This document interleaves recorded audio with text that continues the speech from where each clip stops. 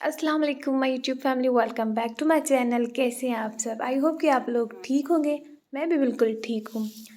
अच्छा जी, आज ना मैं सुबह सुबह डस्टिंग करने लगी हूँ क्योंकि मेरी फ्रेंड आ रही है मेरे घर। और काफ़ी दिनों से मैंने उन्हें इनवाइट किया था, लेकिन वो कुछ मसरूफियात की वजह से नहीं आ सकी थी। लेकिन फाइनली आज वो आ रही है और मैं बहुत ज़्यादा बिज़ी हूँ। और बिज़ी भी थी, लेकिन मैंने सोचा अपनी रूटीन जो है, बिज़ी रूटीन, वो भी मैं आप लोगों के साथ शेयर करती हूँ। तो बस यहाँ पे मैं क्लीनिंग कर रही थी। मेरा घर जो है ना वो ओपन है, ऊपर भी है और ओपन ओपन खुला खुला हुआ है ना, तो इतनी डस्ट आती है अंदर। पूरा घर जो है ना, मैं जितना भी साफ़ कर लूँ फिर भी मिट्टी से भरा पड़ा रहता है। तो ख़ैर मैं जितनी भी क्लीनिंग कर लूँ या सुबह के टाइम में क्लीनिंग कर लूँ, ठीक है, और 1 घंटे के बाद वही डस्ट जो होती है ना जम जाती है चीज़ों के ऊपर। तो इंशाल्लाह कोशिश है कि ये जो ओपन डोर्स हैं बड़े बड़े से, ये मैं क्लोज़ करवाऊँ, बंद करवाऊँ, लेकिन फ़िलहाल तो कोई इरादा नहीं है, इंशाल्लाह देखेंगे। अच्छा, मेरी फ्रेंड आ रही थी, मैंने सोचा उनको लंच पे बुलाऊँ। मैंने उन्हें बोला भी था मैं लंच बनाऊँगी, साथ मिलके लंच करेंगे, तो उन्होंने कहा नहीं जी, लंच तो हम नहीं करेंगे। हालाँकि उन्हें भी पता भी है कि मैं बहुत अच्छा खाना बनाती हूँ, और मैंने स्पेशली उन्हें बोला था कि आपने लंच पे आना है, तो उन्होंने कहा नहीं, आपका छोटा बच्चा है, वो तंग करता है, आप अकेली हैं। तो इस वजह से उन्होंने ना ये मतलब कि अ, वो कह रही हैं कि नहीं, तकल्लुफ़ की कोई बात नहीं है, हम आ जाएँगे इंशाल्लाह, नेक्स्ट टाइम कभी लंच बना के हमें खिलाना, लेकिन फ़िलहाल नहीं। तो बस वो शाम के टाइम में आए थे, लेकिन मैंने फिर भी सोचा था कि अगर वो शाम के टाइम आ रहे तो फिर भी मैं कुछ ना उनके लिए बनाऊँ। तो बस मैंने कुछ चीज़ें बाहर से मंगवाई थी, और ये कुछ फ्रूट्स था और कुछ वेजिटेबल्स थी। तो मैं सोच रही थी कि मैं क्या बनाऊँ उनके लिए। फ़िलहाल तो मेरे माइंड में कोई ऐसा आइडिया नहीं था कि मैं क्या बनाऊँ। ख़ैर मैंने फिर बनाई थी रशियन सैलेड, क्योंकि फ्रूट्स जो हैं वो इतने फ्रेश लग रहे थे, तो मेरा दिल कर रहा था कि मैं रशियन सैलेड बनाऊँ। बच्चों को भी बहुत पसंद है और मेरी फ्रेंड्स इनको भी बहुत ज़्यादा पसंद है ना, तो स्पेशली मैं उन लोगों के लिए रशियन सैलेड बना दी थी मैंने। अच्छा, उसके बाद ना फिर मैंने मैक्रोनी भी बनाई थी। अच्छा, काफ़ी सारी चीज़ें मैंने बाहर से मंगवाई थी, ऑर्डर दिया था बाहर से, और कुछ चीज़ें मैंने घर पे बनाई थी। तो बस हम लोगों ने ना बहुत एंजॉय किया था। मेरी फ्रेंड आई थी, उनकी अम्मी थी, उनकी आपी थी बड़ी। अच्छा, अभी तो ये दोपहर का टाइम है, मैं खाना वगैरह बना रही थी बच्चों के लिए, थोड़ी बहुत डस्टिंग भी कर रही थी, और चीज़ें जो है मैं फ्रिज में रख रही थी ताकि कुछ ठंडी हो जाए, उसके बाद मैं कुछ बनाऊँगी। तो वो तो शाम को आ रही थी। अच्छा, यहाँ पे कुछ चीज़ों के साथ साथ मैं आप लोगों के साथ कुछ स्पेशल बातें भी शेयर करना चाहूँगी, बड़ों के हवाले से। जैसे कि हमारे घर में बड़े होते हैं, अगर हमारी शादी नहीं हुई होती तो हमारे माँ बाप होते हैं, और हमारी शादी हो जाती है तो उसके बाद जो हमारे सास ससुर होते हैं ना, वो भी हमारे माँ बाप के बराबर ही होते हैं। तो मैं बस यही कहना चाहूँगी कि प्लीज़ प्लीज़ अपने बड़ों की रिस्पेक्ट किया करें, कोशिश किया करें कभी उन्हें कोई दुख ना दिया करें, और ये देखा करें कि आपकी वजह से उनकी आँखों में कभी भी आंसू ना आए। हाँ ठीक है, वो बड़े हैं, अगर आपको कुछ कह देते हैं, बोल देते हैं, तो कहने दें, वो बड़े हैं। वो क्या कहते हैं, बर्दाश्त जो होती है ना इंसान की, अल्लाह पाक उसका बड़ा जो अजर देता है। मैंने अपनी लाइफ में बहुत कुछ सीखा है। देखिए, शादी का मतलब क्या होता है, कॉम्प्रोमाइज़ेज़ करना, ठीक है। बहुत सारी चीज़ों को इग्नोर करना होता है। अगर हम जॉइंट फैमिली में रह रहे होते हैं, वहाँ पे तो बहुत सारी चीज़ों को कॉम्प्रोमाइज़ करना पड़ता है ना। स्पेशली अपने हस्बैंड को देख के, और अपने माँ बाप की इज़्ज़त जो है ना बरकरार रखने के लिए बहुत सारी चीज़ों को बर्दाश्त करना पड़ता है। चाहे आपको वहाँ पे कोई अच्छा माहौल मिले या ना मिले ससुराल में, लेकिन कोशिश किया करें, जो हाल है जैसा भी है आप शुक्र अदा किया करें, क्योंकि आप एक छत के नीचे हैं और आप अपने शौहर के साथ हैं। हर घर में, हर फैमिली में बहुत सारे मसले मसाइल होते हैं, बहुत सारे छोटे बड़े होते रहते हैं, लेकिन कोशिश किया करें कि छोटी छोटी बातों को इग्नोर किया करें।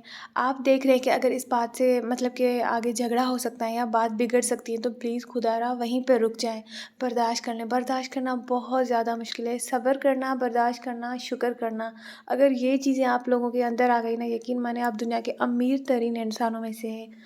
तो ये सारी चीज़ें आपने अगर बर्दाश्त कर ली ना, तो अल्लाह पाक इसका बहुत ज़्यादा अजर देगा आपको, और बहुत ही सुकून वाली ज़िंदगी जो है ना आपकी हो जाएगी। तो पता है, मैंने भी बहुत कुछ अपनी लाइफ में सहा है, सीखा है, लेकिन फाइनली अल्हम्दुलिल्लाह मैंने इतनी मैंने रिस्पेक्ट पाई है, मैं आप लोगों को क्या बताऊँ। मेरी जो मदर इन लॉ है, मेरी सास है ना, यकीन माने मैं जब भी कहीं जाती हूँ ना, वो मेरे साथ जाते हैं, ठीक है। हम जब भी कहीं पे भी जाते हैं ना, तो वो क्या करती है, جیسے ہم کسی کے گھر جا رہے ہوں یا پھر کوئی شادی ہو، کوئی ایونٹ ہو، تو وہ کیا کرتی ہیں، اگر 2 چیئرس کی جگہ 1 چیئر پڑی ہو نا، تو وہ دیکھتی ہیں کہ 1 چیئر ہے، وہ خود نہیں بیٹھتی۔ حالانکہ وہ ڈائبٹک پیشنٹ ہے، تو بلڈ پریشر کی بھی وہ پیشنٹ ہے، لیکن وہ خود نہیں بیٹھتی، وہ مجھے بولتی ہے، مجھے رسپیکٹ دیتی ہیں کہ آپ بیٹھو۔ تو یقین مانیں وہ والی جو فیلنگس ہوتی ہے نا، مجھے اتنی خوشی ہوتی ہے، اور پتہ ہے مجھے اس لمحے میں میری آنکھیں جو ہوتی ہیں نا وہ بھیگ جاتی ہیں۔ میں یہ سوچتی ہوں کہ میں نے نا ان کے دل میں اپنے لیے اتنی عزت بنائی ہوئی ہے، ان کے دل میں میں نے اپنے لیے اتنا پیار بنایا ہوا ہے نا، جو وہ خود بیٹھنے کے بجائے وہ مجھے بٹھا رہی ہیں۔ مطلب دیکھیں وہ بڑی ہیں، رسپیکٹڈ میرے لیے، میرے دل میں ان کے لیے بہت زیادہ رسپیکٹ ہے، لیکن وہ پھر بھی مجھے بہت زیادہ امپورٹنس دیتی ہے، عزت دیتی ہیں۔ میں چھوٹی ہوں، تو ایسا تو ہو ہی نہیں سکتا نا، اگر 1 چیئر ہو اور میں بیٹھوں، کبھی بھی نہیں ہو سکتا۔ میں زمین پہ بیٹھ سکتی ہوں، لیکن اپنی ساس کو ایسا کھڑا ہوتے ہوئے یا پھر نیچے بیٹھنے نہیں دے سکتی، میں کبھی بھی نہیں دے سکتی۔ میں اپنی ساس کو اپنی ماں جیسی عزت دیتی ہوں، جیسے میری ماں تھی، انہوں نے ہمیں سکھایا تھا اپنے بڑوں کی عزت کرنا۔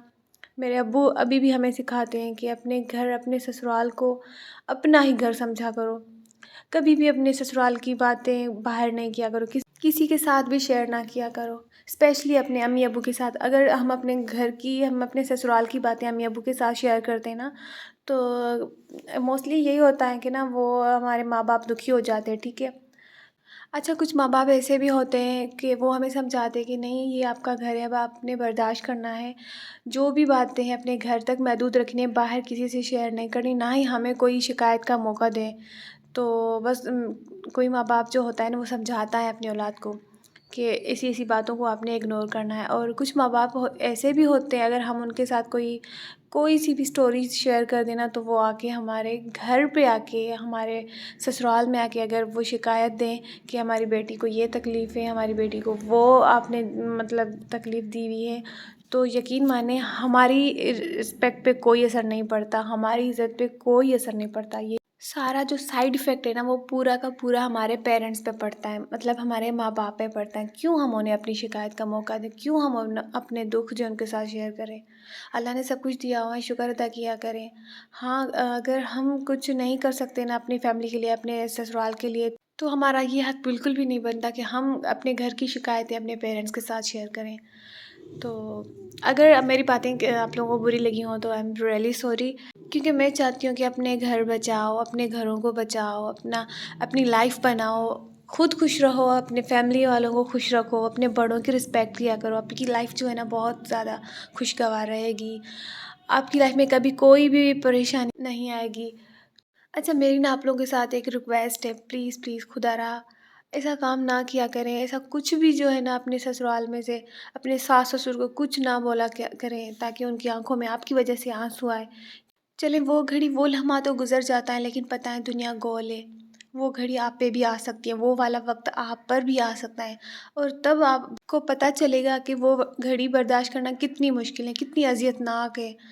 تو کوئی بھی بات ہو نا، کبھی بھی اپنے ساس سسر کو منہ پہ نہ بولا کریں، ان کے ساتھ مس بیہیو نہ کیا کریں، ان کی باتیں، ان کی شکایتیں اپنے فیملی کو نہ بتایا کریں، کیونکہ یہ وقت آپ پہ بھی آ سکتا ہے، اور وہ وقت بہت بہت زیادہ اذیت ناک ہو سکتا ہے آپ لوگوں کے لیے۔ تو بس میں پتہ نہیں کہاں سے کہاں پہنچ گئی، اور میرا بس یہی لیسن تھا آپ لوگوں کو سمجھانے کا، اور میں نے اپنا ایکسپیرینس ہے وہ بھی آپ لوگوں کے ساتھ شیئر کیا۔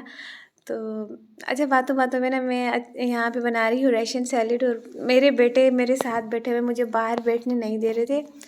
پورے کمرے کا جو حال ہے نا حلیہ انہوں نے بگاڑا ہوا ہے۔ میں نے بہت مرتبہ اپنی روم کو جو ہے نا کلین کیا، بہت مرتبہ اس کو صاف کیا، لیکن بچے کہاں چھوڑتے ہیں، اتنا گند مچاتے ہیں کمرے کا، برا حشر کر دیتے ہیں۔